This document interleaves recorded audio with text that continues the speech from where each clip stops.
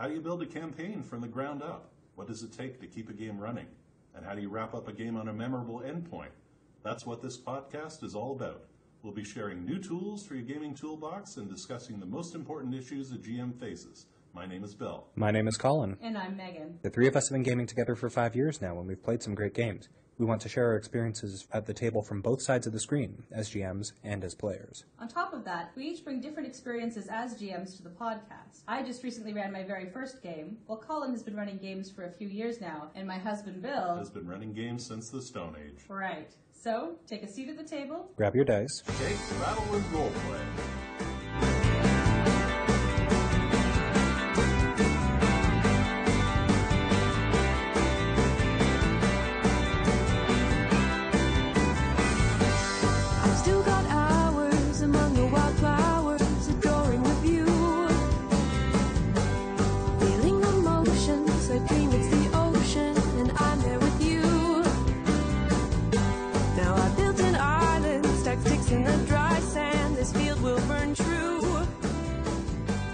Welcome to episode 0 of Shake, Rattle, and Roleplay. This is the one where we introduce who we are and a little bit about our style of gaming and where the podcast is probably going to go from here. If you want to dive right into our main material, please start with episode 1, where we'll be talking about a couple of the first issues any gaming group needs to talk about. But for this episode, I'm Megan. I've been gaming for about 15 years. What were your earliest gaming experiences? The very first game I ever played was Call of Cthulhu, which is fairly hilarious because I really don't like Call of Cthulhu now, to the everlasting disappointment of my darling husband, Bill. So that was the very first game I played. And then from there, you know, the standard D&D, Shadowrun, Harn. What was the first game that really resonated with you? We'll talk about that later. Okay, fair enough. Sorry, I've been gaming for about 15 years. And I've really come to enjoy, especially since we've moved to London, where we live now, kind of really in-depth character play, which is something that I really hadn't done with gaming before, which is partly that, and talking about it prompted us to start this podcast. Mm-hmm. And for a very long time, I resisted GMing at all. And it wasn't until this summer that I finally took my first dive into that pool, which was a little bit nerve-wracking, but really a lot of fun. I decided to start, the system I started with was PTA, Primetime Adventures, which is extremely rules light and very much helps focus on the type of gaming that we like to do anyway. And it was set in Chicago in the Jazz Age with Faye. It was called Round Midnight, and I was really very pleased with how it went this summer. But in fact, I would say you made it look easy. It didn't feel easy, but I had a lot of fun. So I have one game under my belt. I'm thinking about starting to GM another game at some point, probably also using PTA, because I like that system, and I'm not fond of crunchy rules. In terms of your comfort level at the table, of like 0 were player all the time and 10 were GM all the time, where do you think you sit? Oh, I'm still far more on the player side than I am on the GM side. Probably, if 1 is player, I'm probably still a 2 or a 3. I tend to get an emotional high as a player that I haven't quite ever gotten as a GM yet, so I still much prefer play. You've also brought a number of techniques to the table in terms of playing that you've stolen from acting. Yes, that's true. I'm a longtime theater geek, so there are a bunch of things that we'll talk about in future episodes that have, directly come from my acting experience that have enriched, I think, the way we played a lot of the time. Absolutely, and certainly informed a lot of the things that we tend to do at the table and the ways we communicate visually or ways of getting deeper into character. Yes, there's very small techniques that we'll talk about when we get to those sections that will hopefully be useful to other people as well as to us.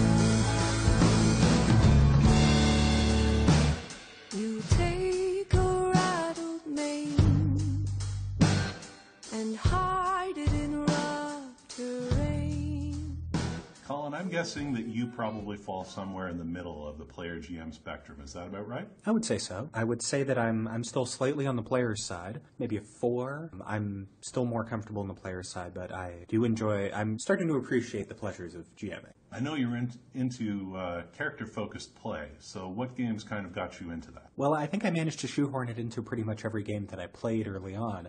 But the first game that it really came along that really pushed me into, that gave me permission to do that kind of thing, I think may have been Exalted. Exalted has that lovely system by which you are supposed to build up over time your stresses and have horrible things happen to you, and that is exactly my kit. Yeah, it's What I do. Wuxia opera. Yeah, yes. And so I would say that that's exactly my thing. Of course, now I find that my tastes have drifted much more toward not requiring a system to help me along with that kind of thing. I feel like I've got a sense of how to do that naturally. Mm-hmm. So my laziness is rubbed off. Yeah, I would say so. I'm into a lot less bookkeeping now than I used to be. Although I do appreciate having a game system where your character occasionally decides to do something that you wouldn't necessarily have decided to do, because I think it introduces interesting complications into the game. Exalted definitely does that. It certainly does do that, yes.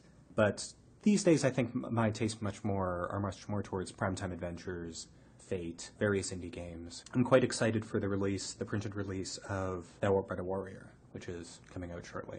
And Fate Core. And Fate Core, yes. It's a good year to be an indie game lover. It is, yes. Yes, it is. So what was your first GMing experience like? Awful, I would say. That sounds a bit typical. Yeah. The first game I remember really sitting down to run was Beyond the Supernatural, and I was playing with a group of people who, for the most part, were not really into horror. It was not really what our table did, and I definitely bit off way more than I could chew, because I had all of these beautiful ideas about things I could do with the characters and with the game, which was far more than I could reasonably handle as a new GM, and the whole thing exploded, and was not very fun.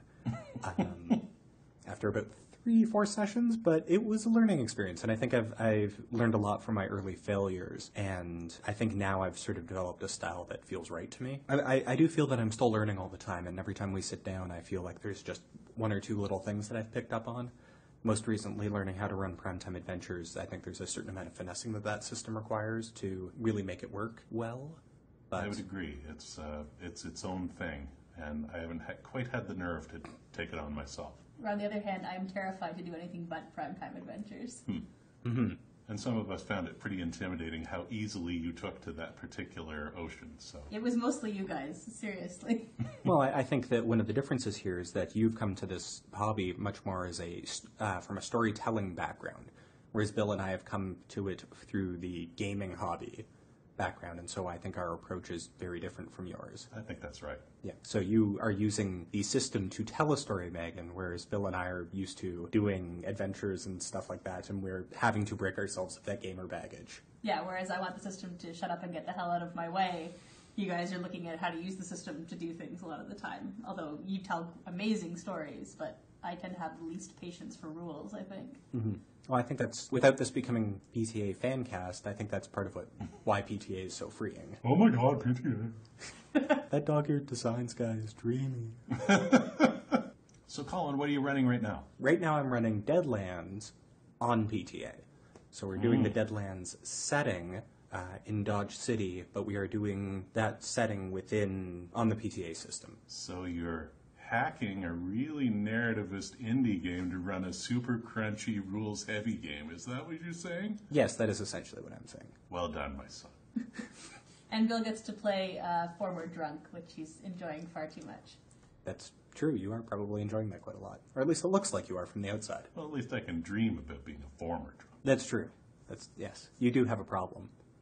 But seriously, I think part of why that game is working is that we all have a sense of the type of stories that we tell within the gaming hobby, the types of stories that we've always wanted something like Deadlands to tell, that the system has never really been great at facilitating. Running it on PTA sort of allows us to cut right to that stuff. Agreed. And I think what's happened as a result of that has been very interesting so far. And very much not like the kind of gameplay you would see if you were running classic Deadlands or Savage Worlds. I expect not, yeah.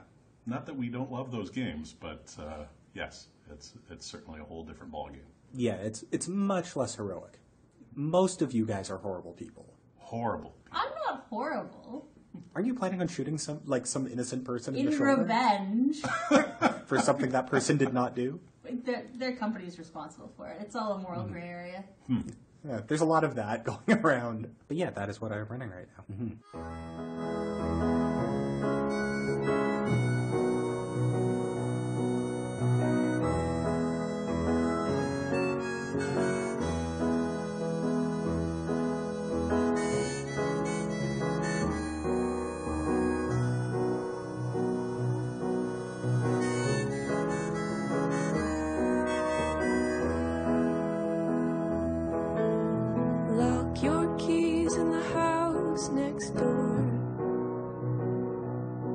and attach your favorite things to the bathroom floor. And as you're waiting... So Bill, you are probably the most experienced GM of the three of us. Why don't you tell us a little bit about your early role-playing and GMing experiences? Well, I got started in the role-playing hobby back in the days when Dungeons & Dragons was a way new thing, and some people suspected a satanic thing. And I played that through high school and university, and some of my friends taught me about some other games. Played a lot of superhero games, a lot of villains, vigilantes back in the day. And how did you make the move from player to GM? Well, I coveted it. I had a game master, or a dungeon master, I should say, who ran terrific games back in grade school, and I wanted to be that guy behind the screen that was telling great stories with his friends. As soon as I kind of understood what the job was about, I took out a set of colored markers that my mother had given me for Christmas in my stocking, and I started drawing a map of a castle. And it was terrible. And I showed it to my GM, and he told me so. I kept working at it, and eventually I learned to make terrible dungeons. And Terrible good or terrible bad? Well, I mean, they were terrible dungeons in that they were the same as everyone else's dungeons forever. You know, they were all random elements and didn't add up to very much in terms of story. But they were yours. But they were mine. They were my terrible dungeons, and I was proud of them for what they were worth. And eventually I ran other games. So what would you say was the first game that really pushed you towards better storytelling? Or perhaps facilitated better storytelling? Back in the mid-90s, I was running a Villains and Vigilantes game for some of my friends back in Kingston. It was just one of those magical mixtures where you sort of had the right players that were giving me all kinds of enthusiasm and commitment, and they encouraged me to write better stories for them and give them exciting things to do and dramatic moments, and everything was right. From there, I kept trying to build on those skills. You know, how could I share those kinds of experiences with other people? As my lovely wife can tell you, I have a problem with buying role-playing games. I have a whole lot of them. It's not a problem, per se. Well, it's not a problem for you. It's a problem for our budget. You get to enjoy the fruits of that particular addiction, but you know, I think probably like you, Colin, I read a lot of different games and I steal from a lot of them and slap things together and try to improve by little steps, you know. And like you said, I've been working at it a long time, so allow little steps and maybe add it up to something like techniques. So I would say that's a fair assessment. Yeah.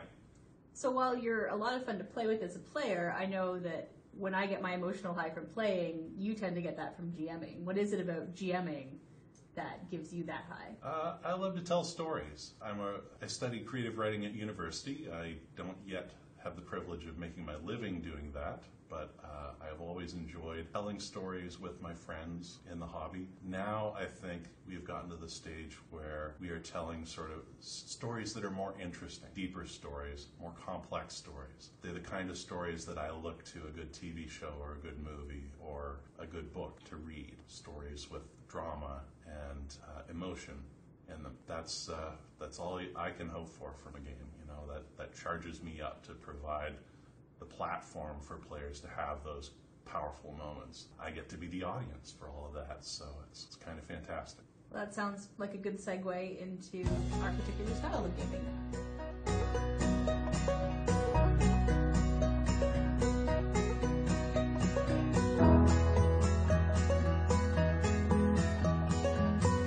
There's a fire that's fueling in the workplace, and as it describes an old friend's fall from grace, you can't just go, get up and leave. The hands remain ingrained in your history.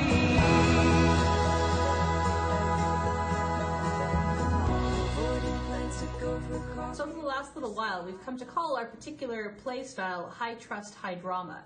And that's mostly what we're going to be talking about in this podcast. It's not to say that we think that games that rely on tactical or simulationist play are necessarily bad. They're just not necessarily for us. This is going to be largely about story-focused and character-focused games. So here is Bill to tell us a little bit about what high trust, high drama means to us. High trust, high drama is a role-playing style that embraces narrative and especially deep character play. What we mean by high trust is that there's a heightened openness and collaboration between the players and the GM, and amongst the players themselves. We say that it's the job of everyone at the table to build and tell the story as it unfolds, to help set up dramatic situations, and to participate in the game both as an actor and as the audience to the story as it's playing out. Players have to trust that they're going to get enough spotlight time, that we're going to take turns and everyone's going to get their moment in the sun. In a high-trust game, there are no in-character secrets between the players as well. This is really important. All the players are privy to all the secrets of each of the characters. And what that means is that players can help each other set up dramatic moments that make their play better. It does mean, in a high-trust game, that the GM often is given greater latitude to place the characters in precarious, even harrowing situations, with the understanding that the GM isn't going to take advantage of the situation to cripple the character or deprotagonize the player. High drama means that the explicit objective of all this is to collectively create stories filled with intense drama and deep character development. Players are expected to sort of commit to deeper emotional territory that you don't traditionally see in role-playing games. And it also means that the style embraces elements that are associated with other kinds of media, things like television, theater, movies, novels, in a way that role-playing games don't traditionally do. In our games, you see things like scripted cutscenes. Sometimes we use dramatic lighting or music, props. We sometimes even will stage a scene, prepare it in advance, sort of with the players and the GM collaborating to create a specific moment. Yeah, he'll have us all chant in unison to make somebody's deep decision really difficult and evocative at that moment where they're just on the knife's edge. Or alternatively, you and I might try to stage something independently of the GM. Right, as players in high trust, high drama, we can help the GM set up those kind of emotionally charged situations.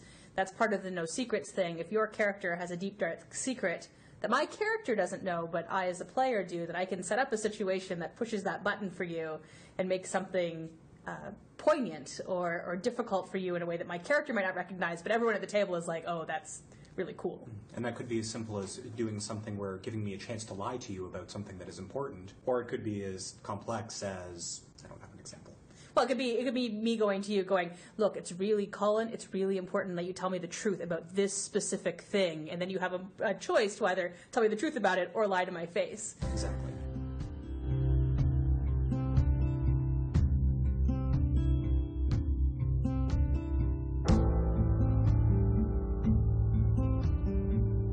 When you're on a mountain with faces in the sea, they're on to something, wallowing beneath. So what's the plan? What's this podcast going to be like? Well, what we're going to do is try to present tools that are useful for both the players and the GM. What the format of this is going to be is we will discuss each topic as it would appear in a game, starting at the beginning of a campaign, group formation, picking a game, setting it up, creating a setting, creating characters, working our way through towards getting to the end of your game, how to do an ending, doing sequels if you want to do that. That And all kind the of thing. maintenance stuff along the way. Absolutely. So we'll go chronologically from basically the start of a campaign to the end. Mm-hmm. That doesn't mean we might not jump around a little bit within it as we realize a couple of episodes later that, oh, we should have really discussed this, or possibly we will just drift in conversation, but that will generally be the format. And we're going to have other segments along the way too, right? Absolutely. We're going to talk about things such as where we get inspiration from on a week-to-week basis. Things like... Books, movies, whatever we're getting charged up a bit. Absolutely.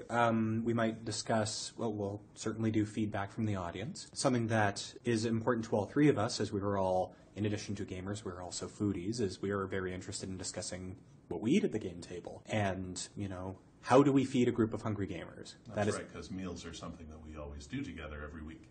And feeding 4 or 5 very hungry gamers is sometimes a challenge. Absolutely. But I also feel that it's an important part of the game, at least for us, the gathering and socializing before the game is, I think, actually very important. I agree. Absolutely. And we'll also be discussing every podcast something that has happened recently in one of our games that has sparked an idea or that we thought was particularly neat or didn't work for some reason, and just kind of try to pull it apart and see what made that either a moment that really worked or really didn't work. These might take the form of mini topics, something that's not robust enough to, or developed enough to really be a conversation topic in and of itself, but it's something that we thought would be interesting and maybe is worth 5 minutes of discussion. Right, absolutely. So we'll always have a recently on one of our games. But we will try not to bore you with gaming stories. Too much. A little bit boring. Just enough to provide context. Crawling, catch you, darling, when I'm wide awake. If I fall, I fall. Calling, crawling, catch you, darling, when I'm wide awake. If I fall, I fall. And when I fall, I fall.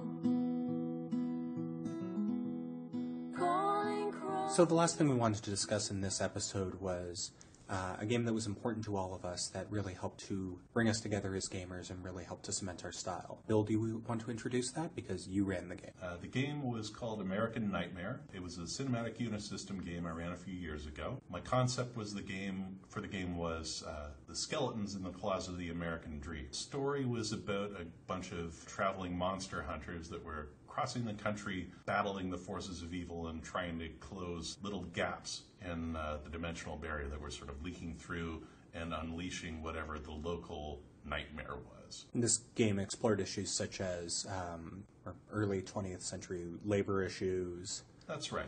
It was all supposed to be about social issues, kind of like I said, the skeletons in the closet of the American dream, these sort of lingering problems that shape who we are. Things like labor issues, racism, nuclear war, things that came up over and over in the campaign were these larger social issues that we had to battle in some way or another.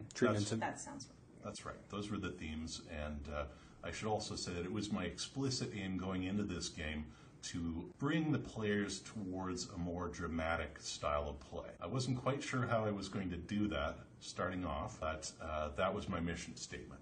So you decided to start it with a bang. Yes, that's right. I talked a little bit earlier about how I have used scripted cutscenes in my games from time to time, and I started using them more formally in American Nightmare. I used a scene to introduce and to close each episode of the game, so it sort of gave it a nice television feeling structure to it. And maybe you want to talk about that first scene we opened with, since it figured on your character's story arc pretty prominently. Right, I mean, it really shaped my entire arc. I was playing a badass Latina demon hunter that I'd played before, and in the very first cutscene of the very first game of the campaign, we opened on my character in a church. Her fingers were broken and bloody. She was trying to reload a gun. Someone walked towards her with a razor and cut her throat. And then we got a 6 months earlier tag. So the very first thing that happened in the game was I knew my character was going to die at the end of the campaign. Which Your character didn't know that, but you knew that. No, but I knew that, and I think you were pretty nervous about that, right, huh? Yeah, I knew it was going to be a big, risky thing to do, and the players would either love that or they'd hate it. Lucky for me, they seemed to like it, and we kept the cutscenes, and we kept playing around with things like that. Yeah, and I think it was a really formative game for me in seeing where I could go with character play in this, because having that knowledge first as a player, and then later as a character, when a psychic showed up and told her essentially the same thing that had happened in the cutscene, that he'd seen her death, that really gave some oomph to my emotional play. And at a certain point, Bill suggested, when my character started a relationship with that psychic, that become really serious. It becomes something that she didn't want to lose. So for me, delving especially into the last episode of that game, where my character knew she was going to die at the end of this episode, she could visit the church where she was going to die. She had someone she didn't want to lose, and she knew she was going to. That made it such a powerful evening. I mean, that was the first time you ever made me cry while we were gaming. It was not necessarily the last, and other people have done it since. I'm a bad person, it's true. That is true. Yeah, well, you enjoy making me cry too at the table, Colin. Yes, but Bill is a bad person. Right, of course. We're all agreed on this. So that was really one of the first times I went, wow, I can do something that approximates what I do on stage when I'm acting. I can do this at the table and get that kind of emotional reward here. Did that represent a new level of commitment to a character for you? Probably, yeah. I think that, like most of us, you cut your teeth on a lot of games like Dungeons and Dragons, where that kind of commitment isn't expected or necessarily even desirable as a part of the story. Is that right? Yeah, absolutely. This was something entirely new. Often it's certainly not rewarded. Right. Well, and I think you can talk to that, where American Nightmare, I think, really changed things for you about how you tried to bring backstory into previous games. Yeah. How this changed that.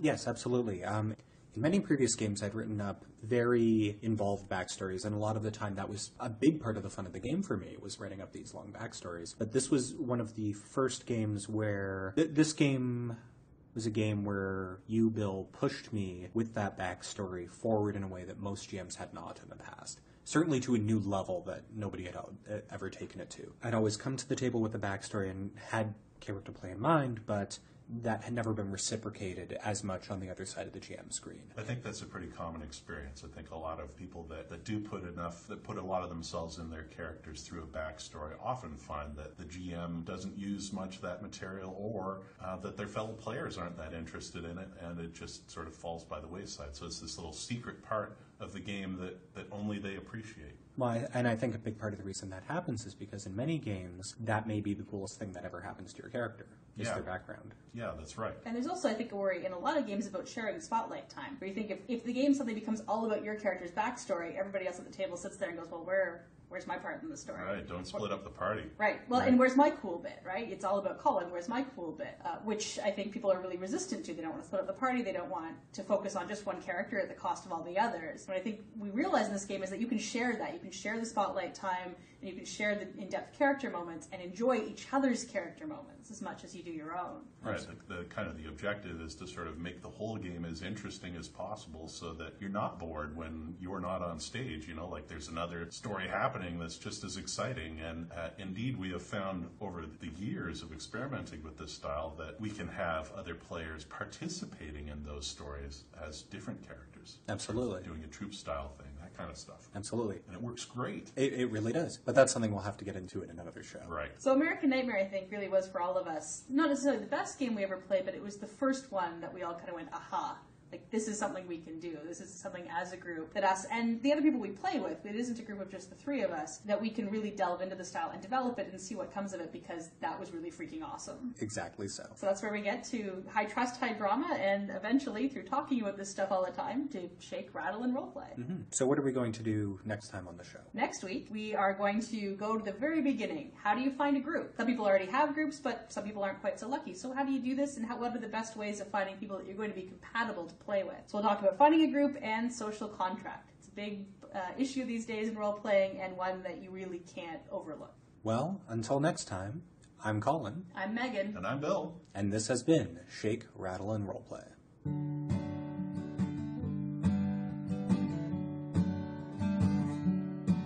If we mean love, then I'll hold you. Thanks for listening. For more Shake, Rattle, and Roleplay, drop by our Facebook page. Softest pitch to the hardest break of dawn. We'd love to hear from you if you have any questions, comments, or ideas for stuff you'd like to hear on the show. Email us at shakerpg@gmail.com or follow us on Twitter at shakerpg. With both my arms. If we mean love. The music on our show was kindly provided by Little City, a great Canadian band you guys should totally check out. You can buy their album on iTunes or visit them online at littlecityband.com. Mine. And practice calm and cool through troubled times. If I mean love, then I'll hold you up to the sky. So, Megan, what is a role-playing game? I have to hunt you down and kill you while you sleep, you realize.